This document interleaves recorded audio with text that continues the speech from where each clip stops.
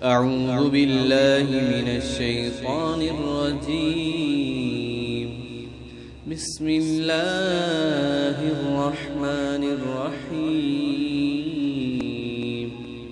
ہر ایک کے لیے ایک رخ ہے جدھر وہ منہ کرتا ہے، پس تم بھلائیوں کی طرف دوڑو، تم جہاں کہیں ہوگے اللہ تم سب کو لے آئے گا۔ بے شک اللہ سب کچھ کر سکتا ہے، اور تم جہاں سے بھی نکلو اپنا رخ مسجد حرام کی طرف کرو، بے شک یہ حق ہے تمہاری رب کی طرف سے ہے، اور جو کچھ تم کرتے ہو اللہ اس سے بے خبر نہیں۔ اور تم جہاں سے بھی نکلو اپنا رخ مسجد حرام کی طرف کرو، اور تم جہاں بھی ہو اپنے رخ اسی کی طرف رکھو تاکہ لوگوں کو تمہاری اوپر کوئی حجت باقی نہ رہے، سوا ان لوگوں کے جو ان میں بے انصاف ہے۔ پس تم ان سے نہ ڈرو اور مجھ سے ڈرو، اور تاکہ میں اپنی نعمت تمہاری اوپر پوری کر دوں، اور تاکہ تم راہ پا جاؤ، جس طرح ہم نے تمہاری درمیان ایک رسول تم ہی میں سے بھیجا جو تم کو ہماری آیتیں پڑھ کر سناتا ہے اور تم کو پاک کرتا ہے، اور تم کو کتاب کی اور حکمت کی تعلیم دیتا ہے، اور تم کو وہ چیزیں سکھا رہا ہے جن کو تم نہیں جانتے تھے۔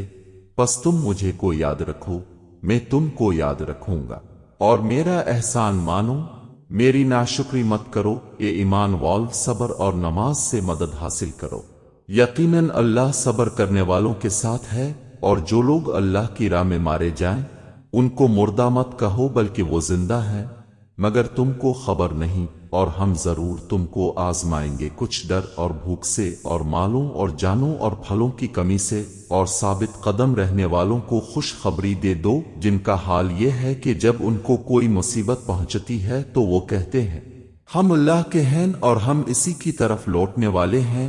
یہی لوگ ہیں جن کے اوپر ان کے رب کی شاباشیاں ہیں اور رحمت ہے، اور یہی لوگ ہیں جو راہ پر ہیں صفا اور مروہ، بے شک اللہ کی یادگاروں میں سے ہے۔